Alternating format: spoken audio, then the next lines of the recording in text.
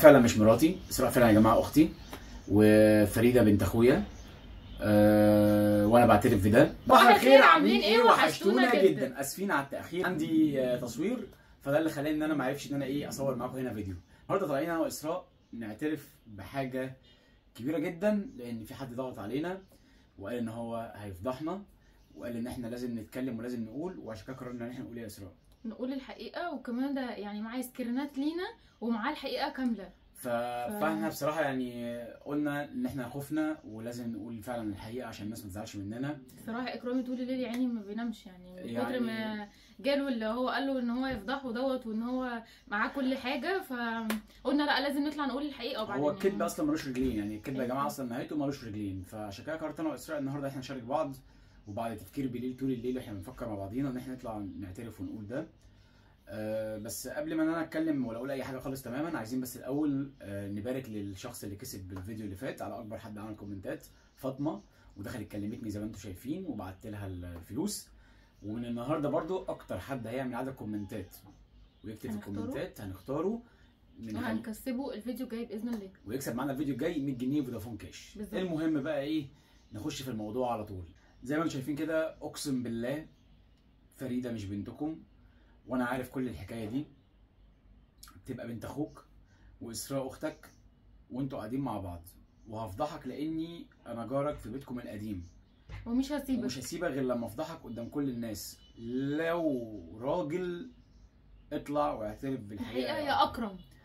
يعني الفكره ان هو لا لو هو راجل يطلع يعترف بالحقيقه. طبعا انا يعني بعترف قدام الناس ان انا خفت منك جدا، وانا راجل على فكره، انت ما تعرفنيش، انا يمكن الناس بتشوفني انا اكرامي اللي بيهزر واليوتيوبر واللي بيضحك كل الكلام ده كله. لا ده انت ما تعرفوش اكرم ساعه الغضب. لا انا مش زعلان منك على قد ما انا مستغرب انك بتقسم وقسم وانت واثق منه ومتاكد من اللي انت بتقوله. لا وكان ساكن جنبك في البيت القديم، ساكن جنبي في البيت القديم، فانت خلاص انا هو قدام الناس بقول لك فعلا اسراء مش مراتي، يعني كده عارف عنك كل حاجه. اسراء فعلا مش مراتي، اسراء فعلا يا جماعه اختي، وفريده بنت اخويا.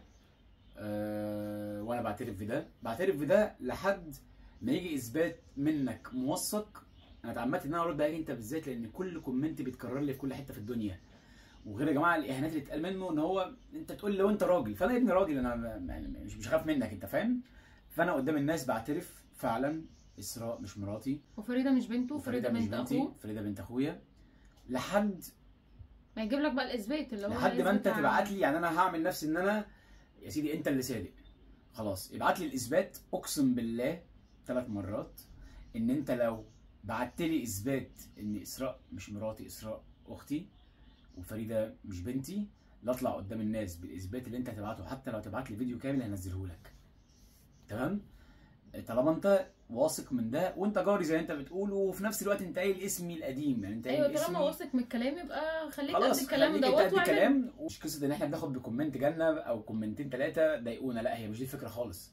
هي الفكره ان احنا قلنا احنا نطلع نرد عليكم عادي جدا، زي فضفضه كده مننا ليكم، وان احنا نتكلم معاكم زي ما انتم بتكتبوا لنا في الكومنتات، واحنا ما بنعرفش نتكلم بعض في الكومنت، فقلنا ان احنا نطلع نتكلم معاكم في فيديو، واللي عايز يكتب اي حاجه في الكومنتات واحنا برضو نطلع نرد عليها، مفيش اي مشكله يا جماعه. اي حاجه احنا كلنا اخوات واصحاب احنا بس هدفنا الاساسي ان احنا نوضح الحقائق. فانا بالزبط. الحقيقه اللي انت عايز تعرفها او اللي انت واثق فيها وعايز تفضحني، اطلع واعترف ان 1 2 3، وليك مني اقسم بالله لا اطلع اصدق كلامك لو جبت لي الاثبات ده. كده سؤال كان مهم جدا بالنسبه لي وكان لازم اجاوب عليه، بجد. طيب حاجه كمان، اسراء في حد بيبعت لك انت عملت عمليه تكميم ولا عملت ايه عشان تخسي؟ انا اصلا بلاحظ كتير جدا ان في الكومنتات مكتوب انت خسيتي ازاي واحنا عايزين نعرف ومش عارفه ايه، وبيجي لي على الانستجرام كم مسجات اصلا فظيعه. بس يا جماعه والله انا ولا عملت تكميم ولا دايت طبيعي، قعدت 6 شهور انا واكرامي اصلا، يعني ما كنتش لوحدي، احنا كنا بنشجع بعض. انا حاليا كمان تخنت، انا ما كنتش كده، انا يعني كنت خسيت وصلت حوالي ل 71 كيلو لما احنا زدنا، هو زاد بتاع 6 كيلو وانا زدت 5 كيلو، يعني انا متاكده لاني لسه وزني قريب. فالموضوع ان احنا سيبنا الاكل اللي احنا كنا بناكله الدايت الصحي، ان هي التزمت بالدايت، يعني الاكل الصحي. كنت تفطري ايه مثلا؟ بتتغدي ايه؟ بتعشي ايه؟ عشان الناس تستمر معاك وتلتزم على ده.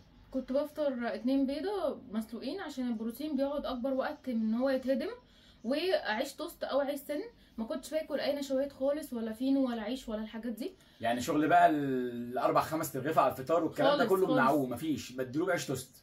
واهم حاجه يا جماعه رياضه، يعني احنا كنا بنمشي على التريدميل اقل حاجه ساعه في اليوم. يعني فدي فعلا لازم كانت- اللي ما عندوش تريدميل ينزل يتمشى في الشارع لمده ساعه. اتمشي في البيت، اجري في تتمشى- الشقه، تجري اي في حاجه. البيت، تجري من الاوضه للصاله. عادي، ايه المشكله؟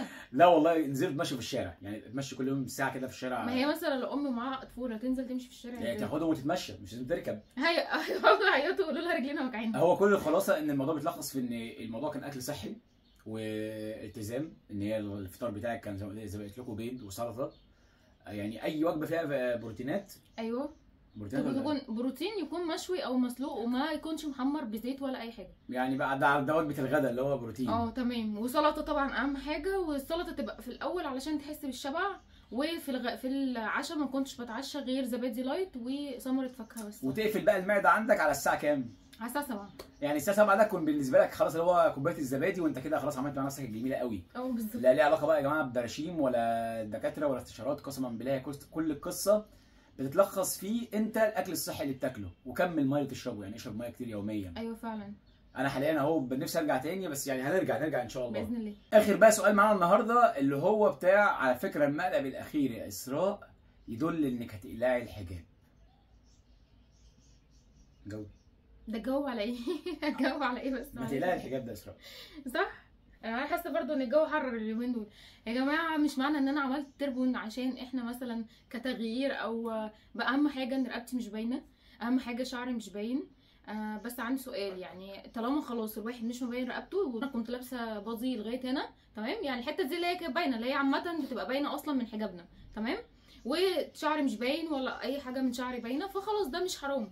انما بقى حد يجي يقول لي اصل انت كده يعني عشان عملت التربون لورا، فهم هو كان كومنت واحد بس، يعني احنا بس حبينا نرد على الكومنت ده. الكومنت ده بيتكرر كتير معانا برضه، يعني نفس الفكره في التكرار بتاع على الانستجرام. يجي لنا على الانستجرام يكتب انت كده اسراء تقلعي الحجاب، انت هنا تقلعي الحجاب، انت هنا تقلعي الحجاب. ما هي الفكره يا جماعه مش عافيه ان تقلع الحجاب، وهي لو عايز تقلع الحجاب اكيد مش هنعمل ده قدام الناس. على سبيل المثال عندنا يعني عشان نأذي حد، احنا ما بنعملش ده ولا عمرنا هنعمل ده، لان اسراء لابسه الحجاب عن اقتناع وعن ان ده حاجه اصلا فرض علينا كمان هي عاملاه.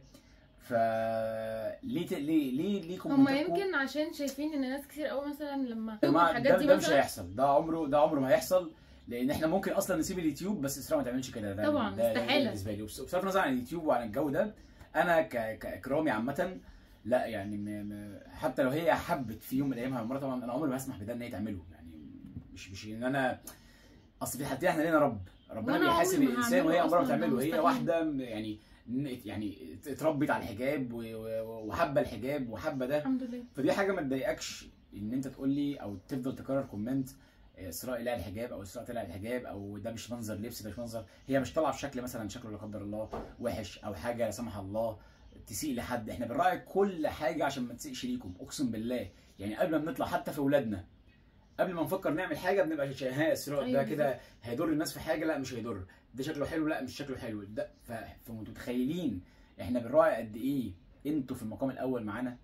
فازاي يعني انا مش عشان حاجه، احنا الموضوع طالعين نحكي ونفضفض معاكم، يمكن بقالنا فتره كبيره ما عملناش ده، بس 3 اسئله فعلا كانوا محتاجين نرد عليهم بكل وضوح. انا عارفه ان في ناس اصلا هيكتب في الكومنتات كتير جدا على الفيديو دوت اني ما تاخدوش بالكلام وما تاخدوش بالكومنتات اللي بتكتب احنا مش واخدين بكلامهم والله. هتلاقي 1000 من بيحب زي ما بيقولوا، 1000 بيكره ومش عارفه ايه، والكلام ده كله احنا عارفينه يا جماعه. بس هي فعلا زي ما اكرم قال ان هي مجرد فضفضه مننا ليكم، بنتكلم بس ان احنا عايزين نرد على الناس دي، لان الناس دي اللي بتكتب دي هي ناس بتتابعنا، فحقي عليكم او حقكم عليا انما اطلع ارد عليكم، اطلع ارد على كل واحد. بس انا برضه عايزه اقول لك معلش، يعني هو ده بيبقى كومنت او 2 مش في وسط 3 كومنت مثلا جايين. يعني الحمد لله ممكن تلاقي مثلا فيديو جايب 2000 كومنت، من وسط ال 2000 كومنت 1 أو 2، بس برضه انتوا فوق دماغي، برد عليكم لان زي ما قلت لكم حقكم عليا ان انا ارد. تمام. لازم نرد على ده، انتوا عليتنا بمعنى صح.